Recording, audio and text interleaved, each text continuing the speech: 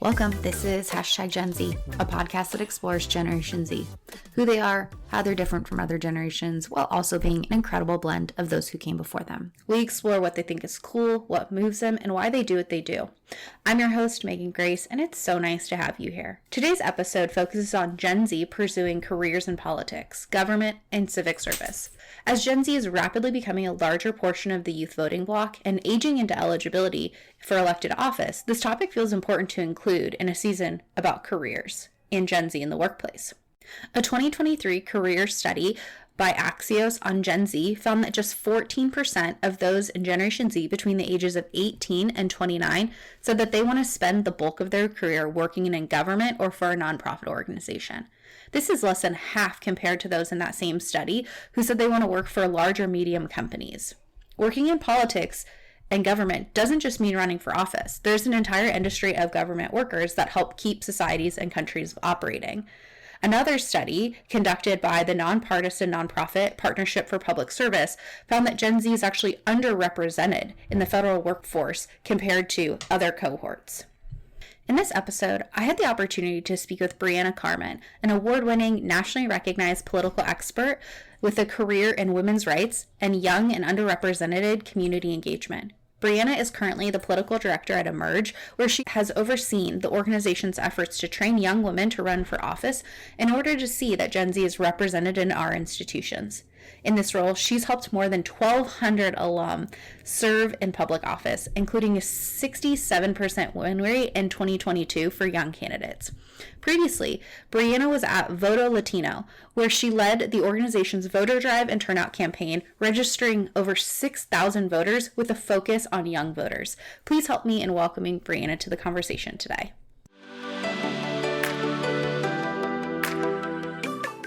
If you travel, you know that hydration is no joke. That's why I never leave for a trip without my travel mainstay to help me stay hydrated, which is Liquid IV. Liquid IV is a category-winning hydration multiplier that fuels your well-being. It's packed with electrolytes, essential vitamins like B3, B5, B6, B12, and vitamin C. I also use it when I'm working from home, working on the house, outdoors, or post-workout. Liquid IV is a trusted product in our house, and we always make sure we're fully stocked up. If you're ready to up your hydration game, you can get 20% off when you go to liquidiv.com and use the code GenZPod at checkout. This code will give you 20% off anything you order when you shop Better Hydration today using GenZPod at liquidiv.com. Well, welcome. I'm so excited for this episode, exploring yet another avenue of careers, structuring work, and exploring how Gen Z is really navigating the new frontier of work. And I'm joined by Brianna to talk about this discussion around Gen Z and pursuing a career in politics and government service. And if you know me at all, you know that I'm an avid civic engagement, be involved in our democracy kind of human. So I'm very excited to have Brianna as a part of today's conversation. Brianna, welcome. I'm excited to be here. Brianna, tell me, I know I've been able to learn a little bit more about the work that you do with Emerge, but please tell me and tell our listeners who you are, what do you do? And, for many people, understanding young people and kind of the journey that you took to get to the role that you're fulfilling right now. Sure. So, like you said, my name is Brianna. I'm the political director at Emerge. I grew up on the U.S.-Mexico border in El Paso, Texas, and I feel like growing up right in that community really shaped me, my perspective on politics, and realizing how important representation is.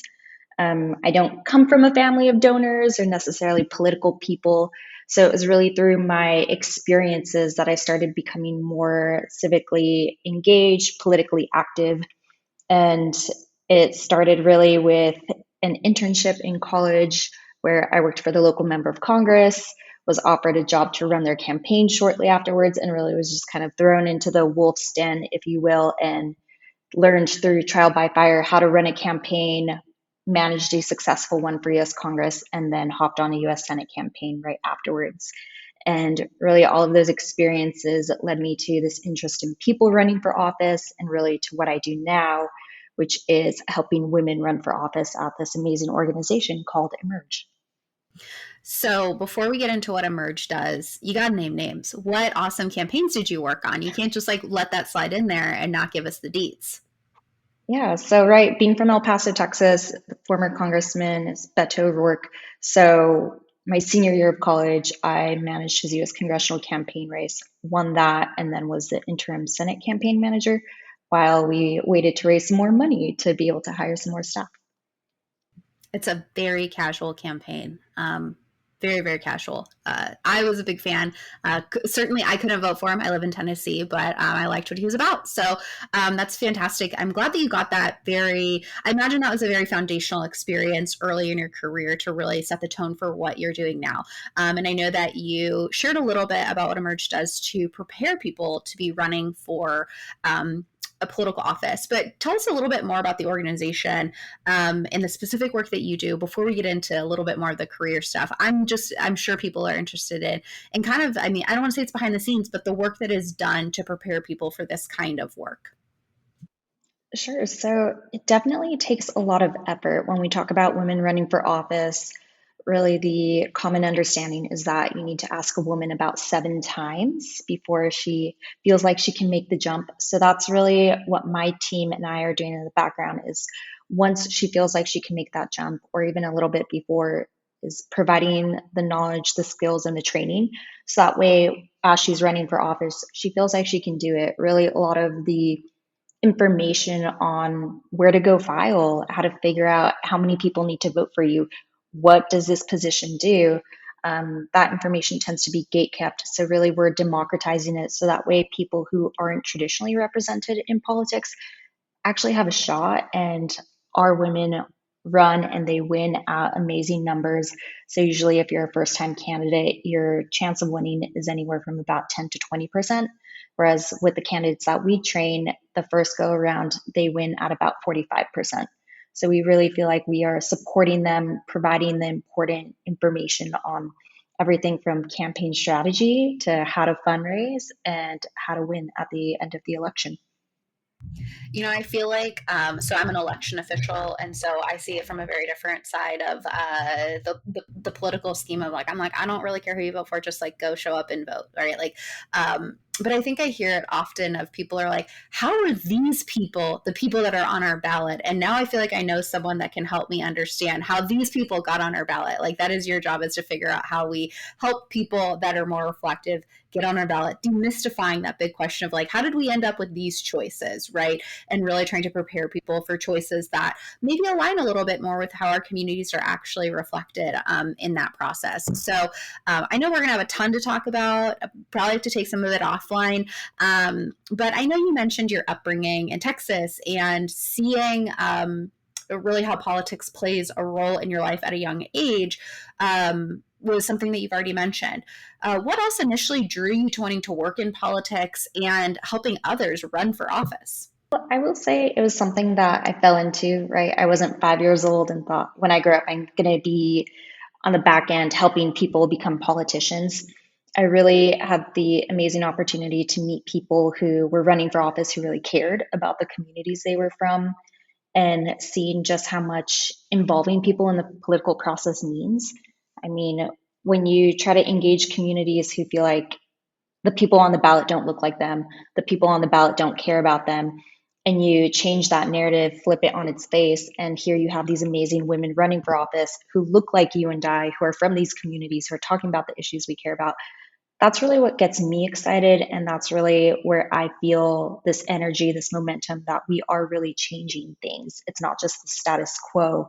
It really is, making the world a better place, as often as that's said, but that's true here. I think that that is a message that so many people forget about. And you've really started to break down that when we have people that are more reflective and representative of our communities, it makes people feel like the government sees them and hears them. And I think everybody wants that. And so I think the work that you are doing is fantastic. Regardless of where you fall politically, I think that just the mission of what you all are doing in this specific work that you do is helping people be seen and citizens be seen through their representatives. And I think that that is so deeply impactful, not only for people that are of voting age, but people that are on their way to becoming of voting age and younger people seeing that this is a pathway for them, which kind of leads me into my next question.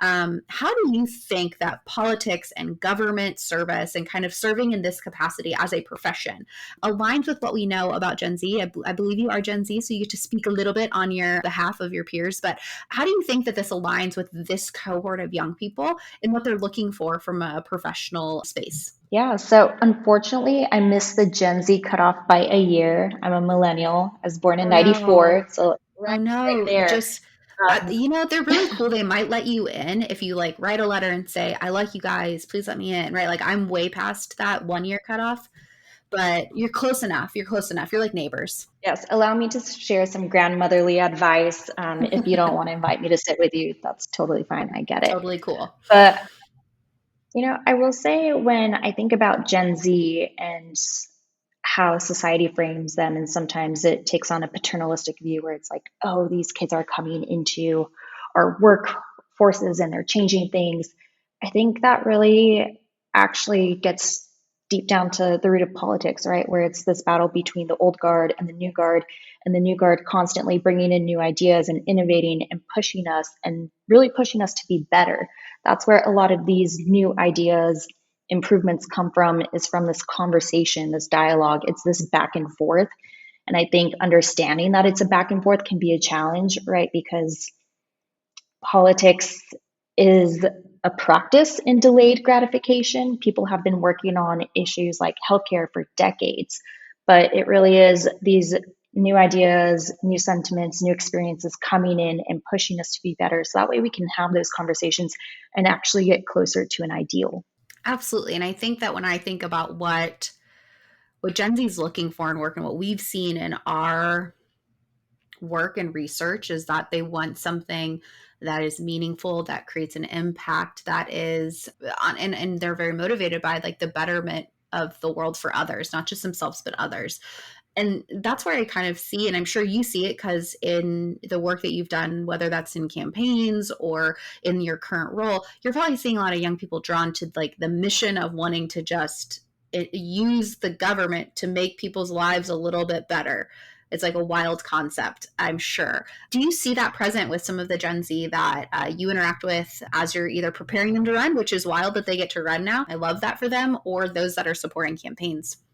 I do. And I will say, it's a really amazing experience to see people who are so excited about government and are excited about running for office. And I think it really is the perfect place if you want to support the betterment of community to get involved in this like broader ecosystem that is like the political governmental space, because then you really get to engage with people one on one or see your policies implemented and support people and work on issues that you really care about. Yeah, and I think that drawing all these connections to the research that we see, and it's the thing that Gen Z cares most about in relationships is shared values.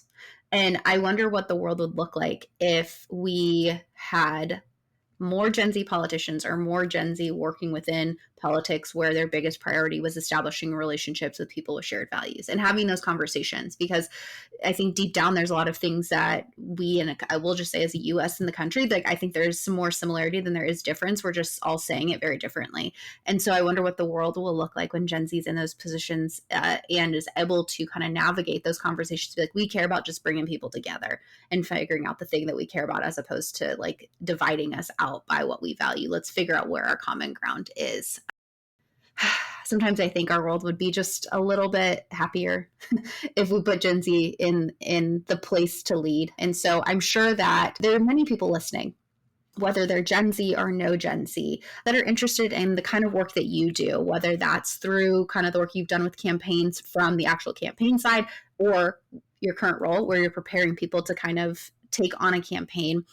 Share with us, what are some of the more rewarding things about your work? And then what are some of the challenging things? So I will say, I think the rewards and the challenges are the same, are opposite sides of the same coin, where I get to support women who are some of the first in their family, the first in their community, trailblazers, what we refer to them at Emerge, run for office and win. So I sat in through one of our trainings in Tennessee, and this stuck with me where we were introducing ourselves.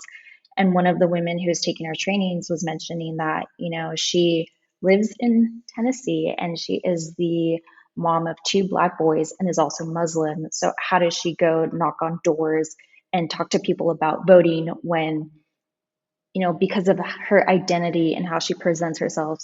That's already a conversation when you're talking about a rural southern state. And so I really enjoy getting to help prepare women to, present themselves fully for how they are, the values that they share, and build community that way and talk about real impactful change. While also understanding, and this is the part that's hard for me, is that we are working within a system that was designed not to embrace people like us. So we are slowly chipping away at that by the more people, the more representative elected officials that we get elected, but we are still really fighting against the status quo that has left a lot of communities without the representation they need, and because of that, terrible policies that they face daily. That's such a beautiful way to like frame a challenging thing, but that when it's done really well is like such a rewarding thing, because I can certainly see that. And I'm glad that there are people like you. You're so calm. I'm sure there are times when you're like very fired up, but like so calm about such a challenging job of fighting what is more or less a system that's been around for hundreds of years and feels like it never changes. And we're really trying to like evolve things here with the representation to see it forward. And man, the calmness that you bring to that, like I really appreciate that, because I think I would fall into the challenges a lot with a lot more anger than you are presenting right now. What's the delayed gratification, right? Yeah, Where you're practiced in it. the system has taken hundreds of years, and it'll probably take us many, many more years to fight what's been built. Yeah. And I think that I hope people are hearing that and listening, that like, no, one election cycle will not change everything. No, one term is not going to change everything.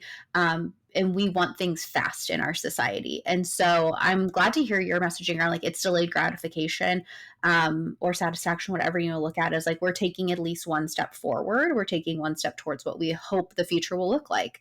And that's the hard part about being a human, is the patience, I guess. Yeah, it'll Um, change one thing, it won't change everything. yeah, because it's ultimately a system, right? And if there's all these pieces that have to fit together, we can change one piece of it, but that doesn't mean the rest of the system changes. It evolves it slightly, in a positive way, but other pieces have to fall in line together. So that's our PSA for the friends that want everything to be fixed by one government official all the time. I know there are Gen Z that are very fired up, whether that is through their absolutely shattering what we know about the youth voting bloc turnout rates, as you probably are aware of, or having an interest to run for office themselves. I know that we've had a few members of Congress that are members of Gen Z, but I know that there will be others that are interested in this pathway. What advice do you have for young people in Gen Z that are saying, maybe this is my professional journey, maybe this is my professional path, in what they can be doing to think about a life in politics or government service? Because you're truly like the gal to talk to if they're interested, right? You know? Yes, please reach out to me if you want to run for office and take an Emerge training. But I will say, what we train our folks when they go through our boot camps or our signature trainings on how to run for office. There are different things that you need to think about, whether it's, do you have your family support? What type of seat are you looking for? What are your interests? What level of government do you want to run for? When we talk to folks, most people can name the president or maybe a member of Congress that they don't like, or a US senator. But when you get lower down on the ballot and you realize that those local elected officials are actually the ones who have the most impact over your day to day life, it's a different conversation, really nudging people to run for those seats, right? School board is going to impact you way more than some random higher up elected official. And that actually might be a seat that you want to run for because you're more closely aligned with it.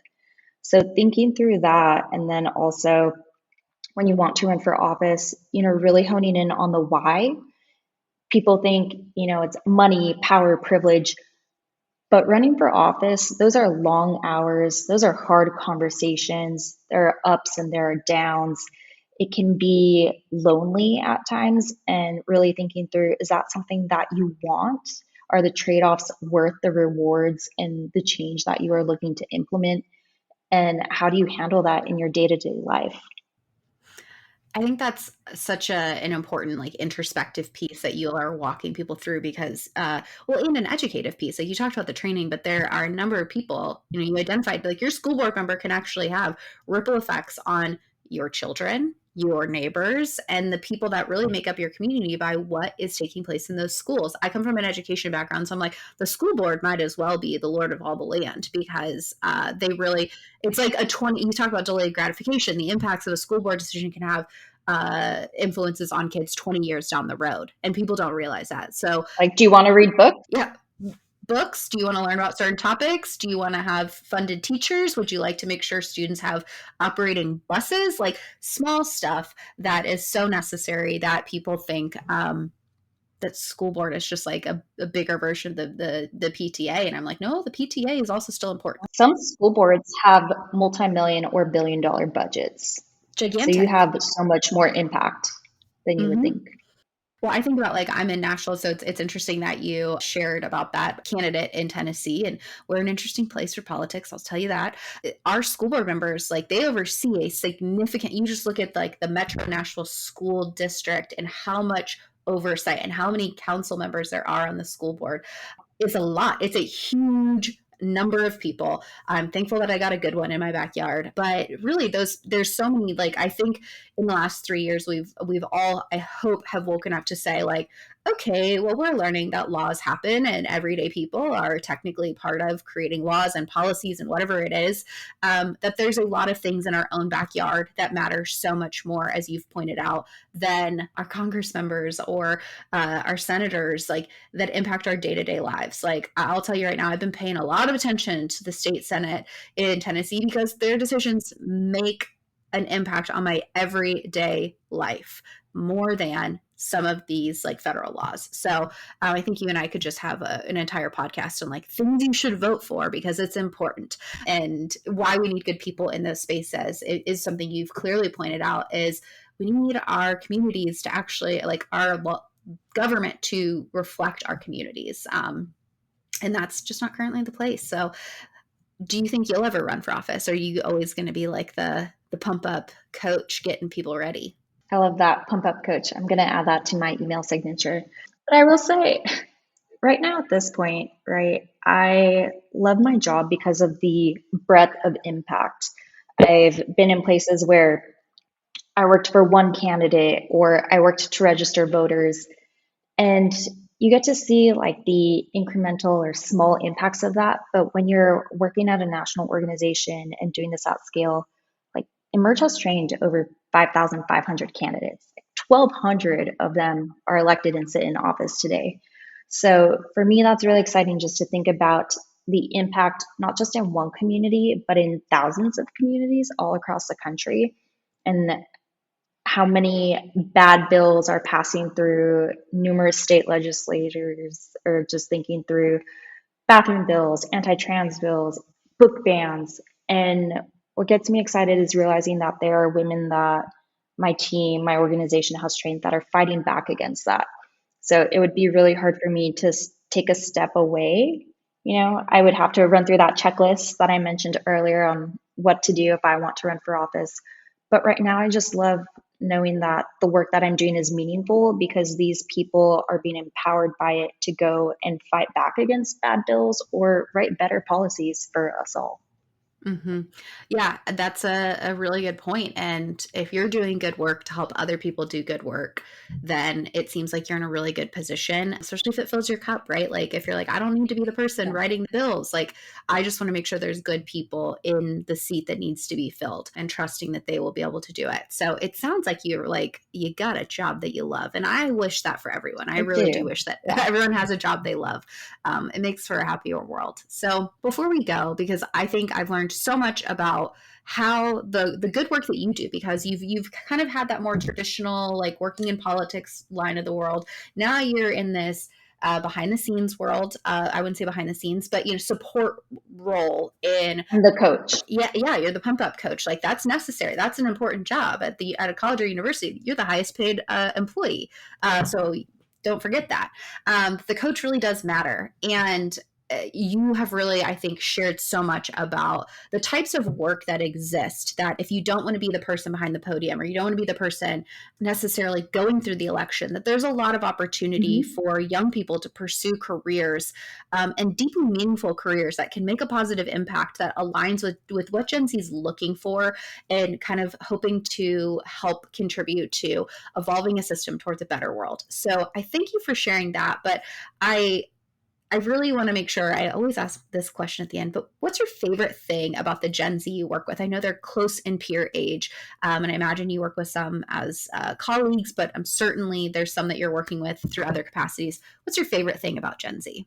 I will say Gen Z is not shy about pushing for what they deserve, right? There countless experiences or stories that I can tell that were shared with me about how challenging or toxic campaigns were, or different work environments, and really engaging with Gen Z and folks who, are interested in hybrid work, who want really good pay and want to work hard and want to enjoy what they're doing, where it's not a strange conversation to be able to talk about how you're spending your time, and also like more than just this company that pays you, right? Because when we think about our grandparents, they were in the same jobs maybe for 40 years. They never really pushed back. And I think Gen Z, and maybe what frightens people is that Gen Z is not afraid to push back, but that's actually making us better. You see a lot of organizations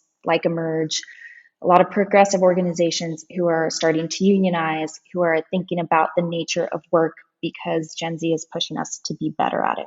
I think that is a really good summary of what I see, and it's not just in like if Gen Z or the youngest are kind of speaking up for something, they're probably feeling it at the time, and I've said it like in their lives when they're most fluid and flexible in their identity, and so it's critical in like how they're going to see the world. And I think this concept like that you've pointed out of, they don't want to just spend 40 hours a week for 40 years doing the same job that isn't really fulfilling. I think a lot of them are like, we don't have a future that's promised to us. Like, I don't want to waste my life doing work that doesn't mean something to me. And meaning looks different for everyone, but I think the ownership of that mindset when it comes to work and investment of time is, I want this to be of meaning and value. I want this to be something that I deeply care about and that I'm passionate about, which I think previous generations have been like, that's having a passion is a privilege, not a right. And I'm like, whoever said that? Like, that is such a kind of a thing that is told to say like, no, wait your turn to be happy, delay your happiness. And I was like, I don't know if we should use that mindset the way that this place is going down. So Yeah, and I think it relates really well to politics, right? When people say, wait your turn, I will say Gen Z's really flipped that, where it's like, why should we wait? And I think people from Gen Z or from different communities should actually keep that in mind when they want to run for office, because it's the same patriarchal, paternalistic conversations of wait your turn or stay quiet until you get the chance to like voice your opinion. And people are pushing against that and changing really our culture, and that's a good thing. yeah, and I think Gen Z is coming at it from all angles, right? Like, I do appreciate their steadfastness of what they care about. So, like, if they're going to care about it, they're going to care about it at work, and they're going to care about it in the voting box, and they're going to care about it online, and they're going to care about it in their family life. Like, they're like, this is what I care about. And I think that that's like a really good model of integrity, that like they're not going to shy away from being like, I'm not working at your workplace because you're incredibly homophobic, right? Like, they're not willing to sacrifice their values in any aspect of the environments they engage in. And I commend them for that. They're kind of brave little badasses in that, right? Because I don't know if previous generations have been as bold. Previous generations move over. Right. I'm like, everyone's like, I'm scared of Gen Z. I'm like, you should be. No, I'm kidding. They're delightful. Well, Brianna, this has been so enlightening. I have absolutely loved spending time with you, learning more about the great work that you all are doing at Emerge. But your experience, like your professional experience, is something that so many people can learn from. And I hope that there are young people in Gen Z listening, hearing kind of your story as a model, but then people that know Gen Z that are responsible for the career development can hear your story and say, that sounds like a person in my life that might need to know these things. So thank you for sharing that. Sometimes our listeners like to just stay connected with guests. Where's the best place for people to connect with you and stay up to date with the good work that you and Emerge are doing? Yeah, so I will say at Emerge America on Instagram, Twitter. I believe we are on Threads now as of maybe last week. So please follow all of our good work there. I think we all just got on Threads last week. It feels like it came like a thief in the night, so fast. But yes, everyone, go be sure to follow at Emerge America. Keep up to date with all the great work they're doing. And Brianna, thank you again for being here and spending some time. Definitely. Thank you.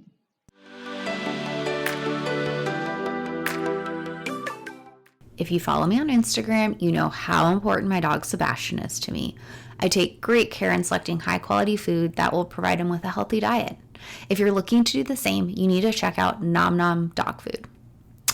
It's full of fresh protein, vitamins, and nutrients that help your pup thrive. When Nom Nom says fresh, they mean it. You can actually see the fresh ingredients your dog is eating. Nom Nom works with board-certified nutritionists to ensure their recipes are designed to best support your dog's livelihood. They also work with you to build a tailored plan based on information you provide about your furry friend, including their age, breed, weight, allergies, and preferences. You can order Nom Nom using the code GenZPod to get 50% off your first order, plus free shipping. And Nom Nom comes with a money-back guarantee, which means if your dog doesn't love every meal, Nom Nom will refund you your first order. Head to nomnomnow.com and use the code GenZPod to get 50% off your first order.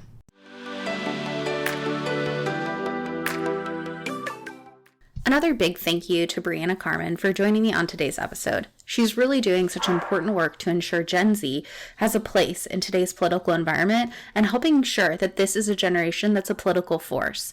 And not just in voting, but finding careers that they're passionate about through civic service. So whether you are Gen Z or you are a leader that can inspire Gen Z, I think there's so much we can learn from Brianna's story and the work that she does to make sure that we're all represented in the government. We still have some great new episodes ahead in season 5 with some fantastic guests to share their stories and insights. You don't want to miss this as we continue to explore Gen Z in the workplace. So if you haven't yet, hit subscribe so you can get notified when new episodes become available. And while you're at it, go ahead and share this episode with a friend or colleague. This is a more the merrier kind of podcast, if you will. As always, you can reach out with any suggestions for topics or guests you want to learn from and about. I can be reached on my website, meganmgrace.com, and you can find me on Instagram, Threads, and LinkedIn at meganmgrace. And a thank you to the team that helped bring this episode together. Pre-production support was provided by Jessica F. Stefios, and editing was supported by Leah Kramer. Thank you again for stopping by for this episode and the season so far. Let's continue this conversation. We'll chat soon.